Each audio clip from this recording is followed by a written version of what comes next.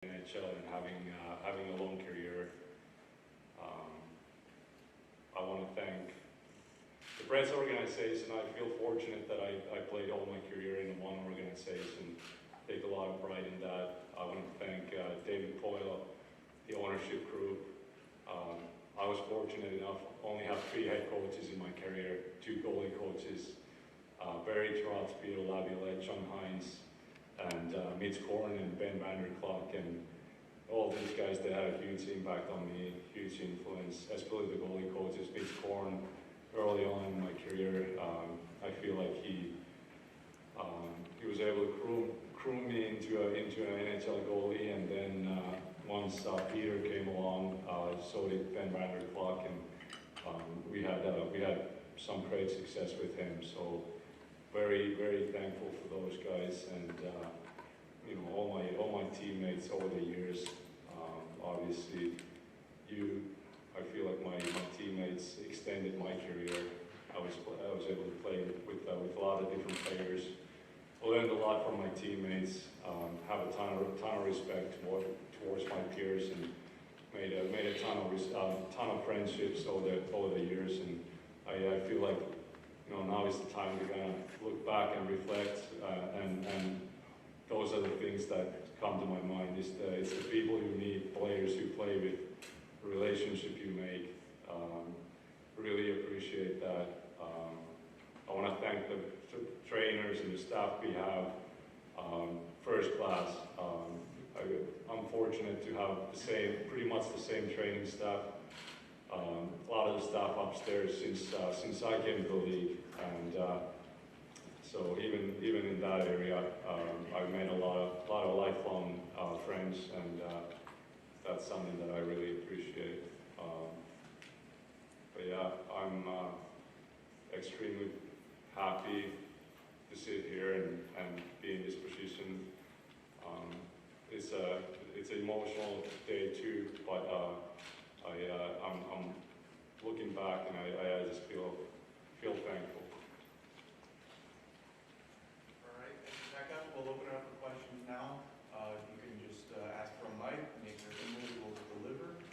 We'll go to Adam Biggin, the Athletic first. Hi, Pekka. Good to see you. Congratulations on your career. How much consideration, if any, did you put into continuing your career, and when did you come to the realization that retirement is what you ultimately wanted to do? A lot. That was one of the reasons why we stayed in Nashville for longer than usually. Just to give myself enough time to think through things, and give myself enough time to just be comfortable in any decisions I make. And, but yeah, it's obviously something that I had thought about a lot, and like I mentioned earlier, I'm so proud and fortunate that I've played in one organization all my career. So that truly was the only opportunity that was in my head. So there was two options: either retire or either continue playing with the Predators. And I appreciate David and everybody else for giving me enough time to make this decision on my own, and make a decision that I feel is the right one, and deep down I do feel that. So, but yeah, I gave that a lot of thought. Paul Scribner. Hi, Pekka, congratulations. Hope the fatherhood's going well. Just curious as to you know, you mentioned in the article that you wrote that was published this morning, you know, how much your son, and it's looking like you're wearing a wedding ring. I'm guessing your wife or fiance. You never know what to call her. But how much of that had to do with your son and your girlfriend, wife, fiance, and playing into your decision? And who did you call first when you made that decision? And could you share a little bit what that conversation was like? First people I called was my parents. I think they deserve that, and so so thankful for them. But for sure, Paulus is 7 months old now, and he was born in early December, and for sure that kind of gives perspective on life and changes priorities, but I don't think he was the reason why I'm sitting here today. But for sure, he's had an influence on that decision too, and I feel like there's multiple things. This is obviously not an overnight decision. So I've thought about it for a long time, and I think with everything, the pandemic, my son being born, and also my role has changed on the team, and I think all these things together affected, what I mean, like made this decision easier, I would say so, and but yeah. Teresa Walker? Pekka, in your Players Tribune, you mentioned UC and him having watched you and having your poster. When you first heard that, did that maybe help start that thought process in the back of your head at least, that starting the retirement, this thought process? No, not really. I'm too competitive for that. I don't know. Obviously, hockey's my passion. I love competing. I love playing with these guys, and but I do feel fortunate that me and UC ended up, playing in the same organization, playing in the same team. We have a really great relationship. But for sure, these past couple of years, when he showed that he can play, he belongs, he's ready to make that next step. So for sure, that also helps my decision. And but yeah, no, it's a special relationship. I'll be watching him for sure. Already talked to him earlier a few days ago, so he's up to speed. John Glennon? Hello, Pekka. Congratulations. I want to try to take you back to a couple early moments in your career. I guess first, way back getting drafted, a very late draft pick. In your mind at that point, did you even think that there was a possibility of an NHL career, a real possibility of an NHL career? And then also your first game for the Predators, if you could talk about, what was going through your mind way back when. Yeah, I mean, when I got drafted, I was already a couple of years after my draft age, so I was 20 years old. The draft is always there's like a big midsummer party always in Finland. So I was with my friends at this cottage cabin, and my agent calls me that I got drafted by Preds, and I couldn't believe it. I thought it was awesome, but I feel like that. I mean, obviously it was a big thing too. That got the wheel spinning, and you start dreaming about it and thinking about it, and but no, I never could have thought that some years after that I'd be playing in NHL and playing in a role that I played and having a long career. No, I could have never believed that. But I mean, your ambition and your expectations and your competitiveness and everything like that, I feel like it grows as you move along, as your career moves along. And but I always think that I've been so fortunate that I was drafted late, didn't have a lot of pressure, didn't have a lot of expectations, and very thankful for the organization that I had plenty of time in Milwaukee to get ready and be comfortable in North America and be comfortable on the ice with the different game. And once I got this opportunity to come to Nashville, I feel like I was ready, and I was already 25 years old, so I feel like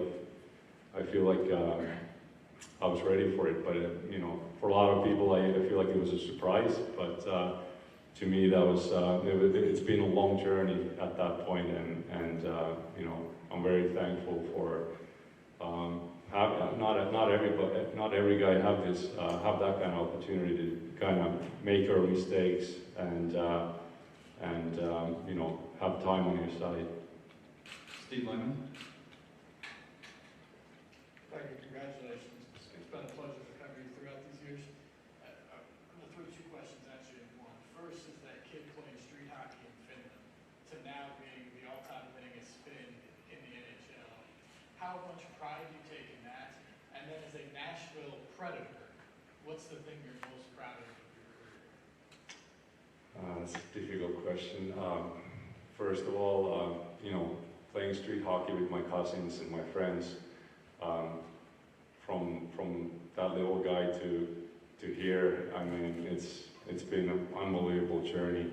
I feel like you need so much luck on your side too along the way, and I feel like I've had that, and I've had great people around me, great family, and so I'm very, very thankful for that. Obviously, what Nashville, the organization, the city means to me is, you know, this organization gave me a chance, first of all, you know, and I was able to, you know, grow into a man in this city and start a family and a lot of bigger things than hockey, and so I'm forever thankful for that and grateful, and means a lot to me. I have a house here. This is my home, and want to thank the people of Nashville. Every single day I feel appreciated, I feel loved, and I truly feel that, and you know, it is a special place and special relationship with the organization and with the people of Nashville. Chris Harris. Hey, Pekka, congratulations, man. Thank you. On the ice, what stands out the most to you over your career? And then looking ahead, have you thought about what it's going to be like this year being a spectator? I think, to me, it's still that 2017 Stanley Cup run. That was something that I'll never forget. The whole run, the whole journey, it was so special. It also showed how difficult it is to win, and really makes you appreciate it and respect the trophy. And but yeah, that year was special. We had to claw our way into the playoffs, and then, you know, obviously everybody knows the story after that. But it was a special year, and but for sure that's one of those things. But yeah, coming back here next for the next season, I'm also excited. I don't know if hopefully I can use my speed or something, but bring some friends and family, and I'm excited to come and watch these guys. I'm excited for this team, excited for this organization, what's there to come, and I hope there's bigger and better things ahead of us. So, but for sure, you know, I'll always be a Nashville Predator, no matter what. If I'm playing, if I'm not, you know what I mean. Like I'll always be following this team and staying in touch and coming to the games. Justin Bradford. Hi, Pekka, congratulations. Right here. Congratulations. So Thank you. one of the consistent messages just people saying about you is one of the best and nicest human beings possible to deal with, whether it's media or fans, and taking the time to spend with people and talk to them or take pictures with them. Was this a mindset you had going into your career? Is this just who you are? And why did you want to be able to give that extra time to people when you didn't really have to all the time? I don't know. I appreciate hearing something like that when it comes from people around you and people you meet and people you play with or people you associate with. You know, feeling humbled by that. But Yeah, no, it is, especially after, I think early on in my career, you obviously fight for your spot on the team and you want to establish yourself. And after that, when, you know, I felt that, you know, it's time to take another step on, you know, with my role with the team and with the city. And I was given a lot of opportunities to you know, get out there in the community, and I really appreciate that. I feel like Nashville does unbelievable job.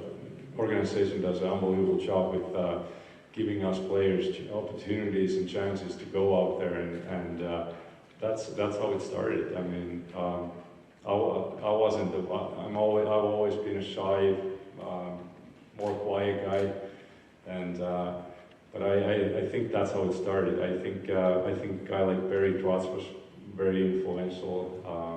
You know, he was very involved in our community and different charities, and so I felt home right away doing that, and ever since it's been a very important thing for me, and very, very dear to me. So hopefully that's something that I can continue doing and stay involved.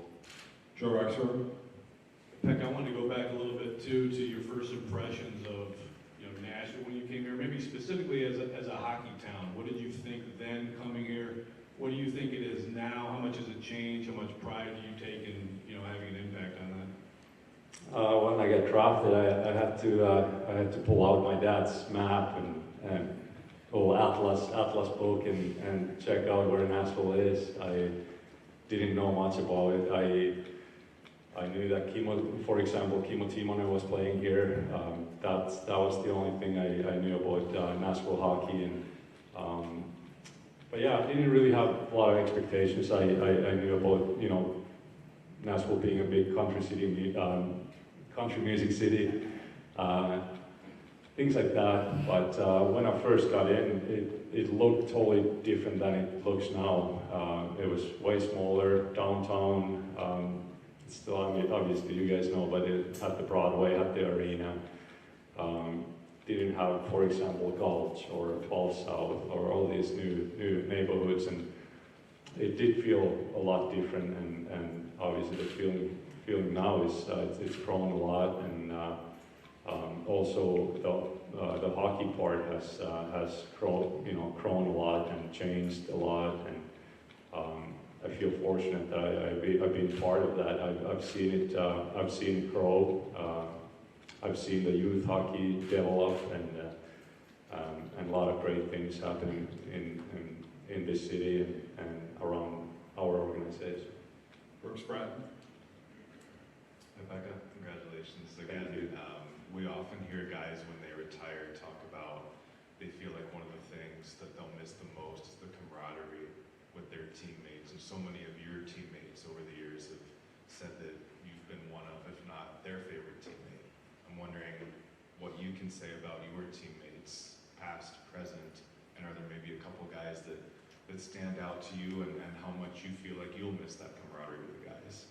Yeah, I don't know if I'm even prepared for that, but that's the one thing you're gonna miss is the teammates, is the locker room,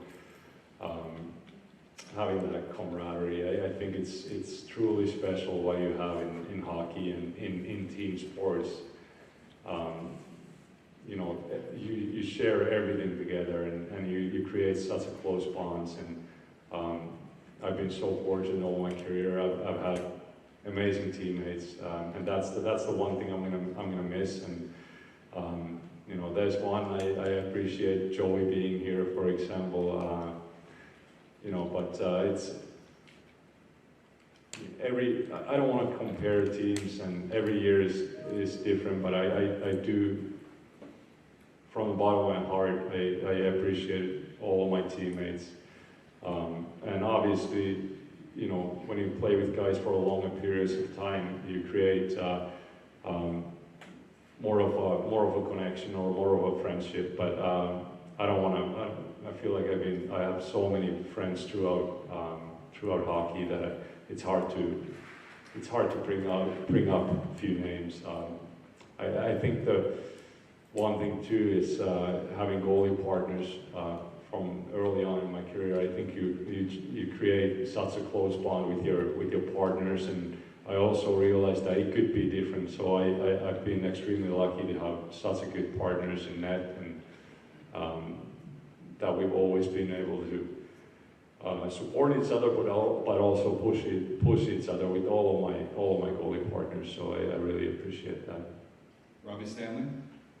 Hey, Pekka, congratulations. Thank you. Just wondering, what do you want your legacy in this town, in this city, this organization? What do you want that legacy to be? I don't know. I'm not prepared. I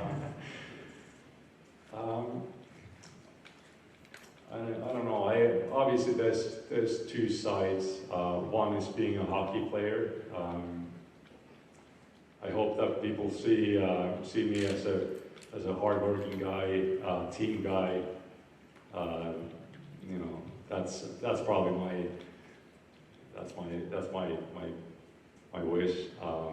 Off the ice, you know, just a everyday man, just a man of the people. I mean, that's I feel like that's who I am, and I don't think that in that aspect I don't really have expectations how people should remember me, but I do take pride in the, you know, the charity work we've done, and but yeah. John Glenn? Pekka, you touched on that on the Stanley Cup final run earlier. Specifically, I always think back to that to Game 4 here.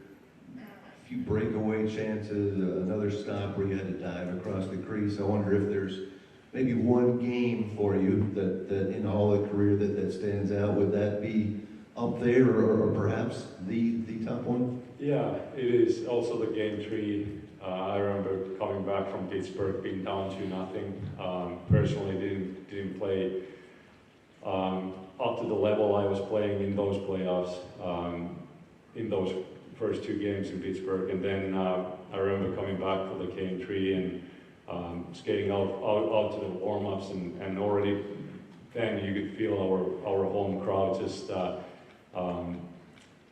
being behind us, and especially towards me. I feel like they were so supportive. They felt that I need that whole extra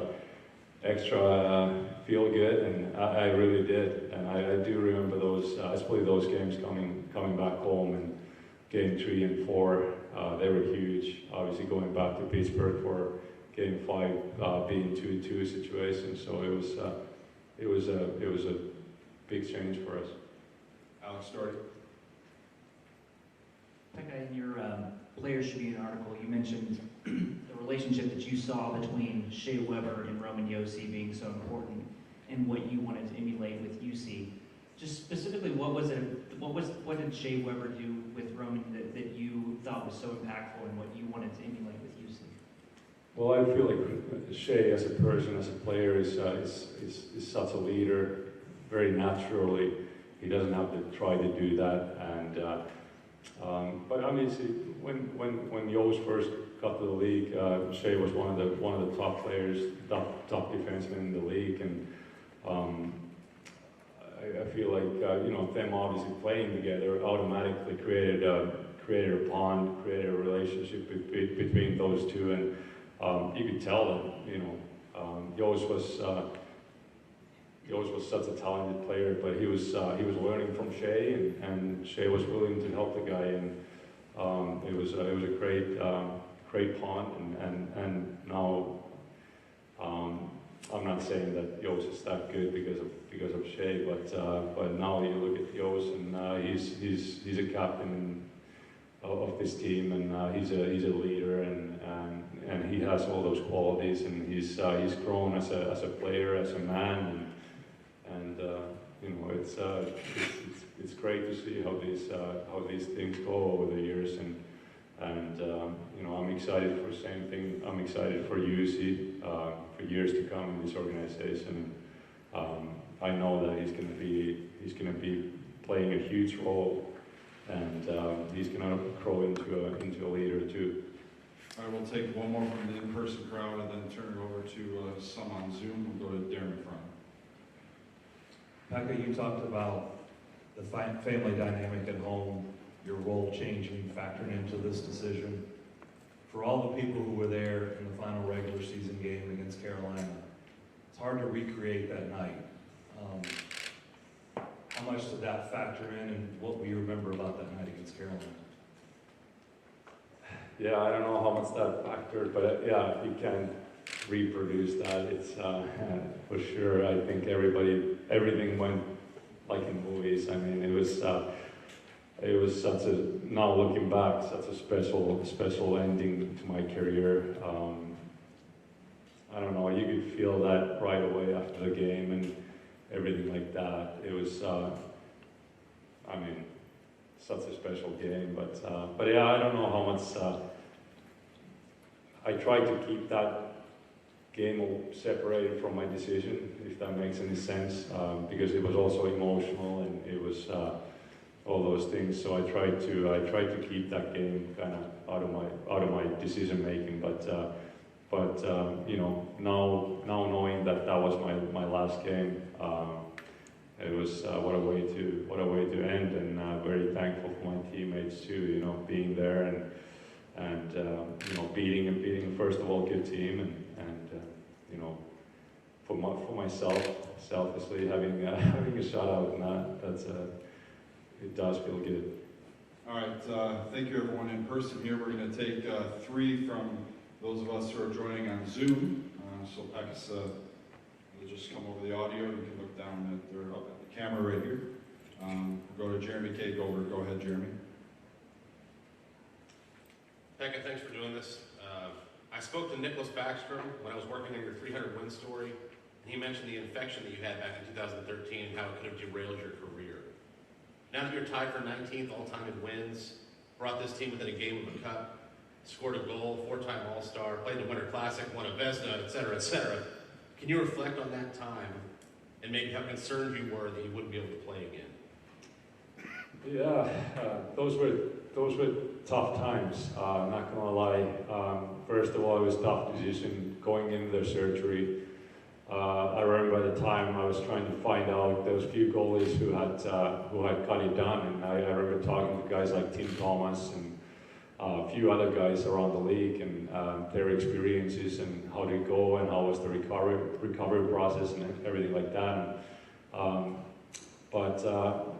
You know, everything went well for a while, and I was able to recover, come back for the next season, and then I had that infection, which I feel like it's such a bad luck.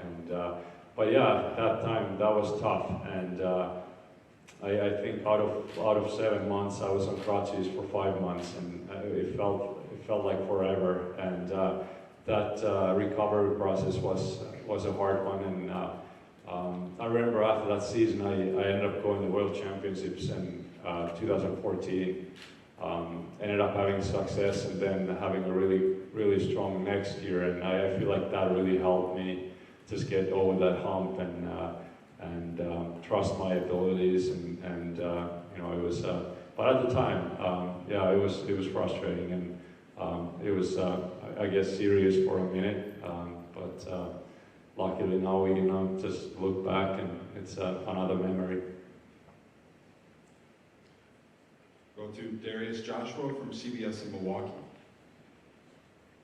How you doing, Pekka? Darius Joshua, CBS 58 here in Milwaukee. You touched on a little bit in your players review piece, you touched on a little bit here. Kind of what do you remember about your time in Milwaukee that kind of helped propel you to your historic NHL career? I remember a lot of good times.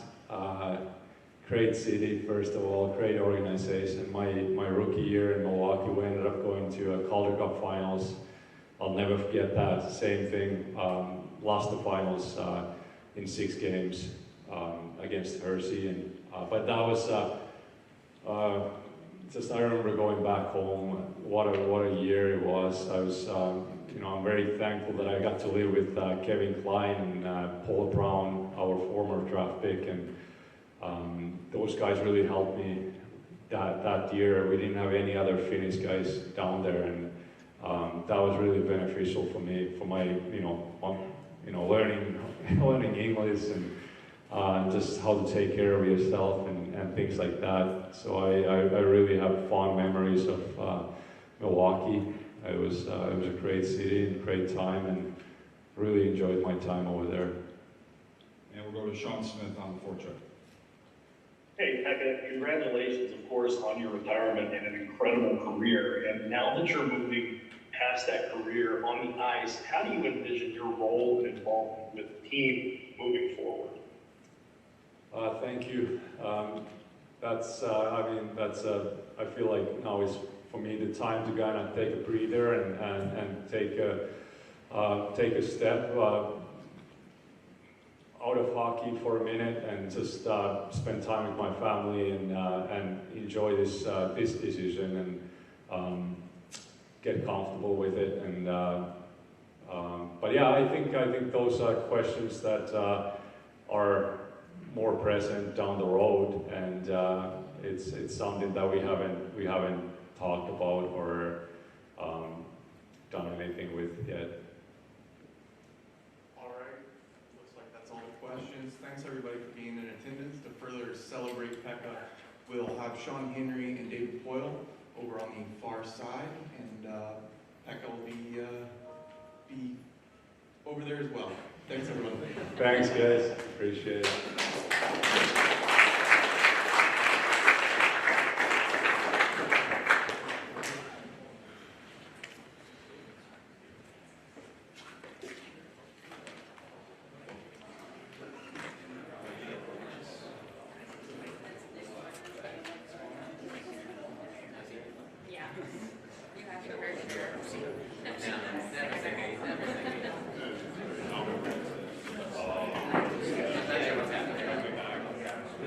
Like,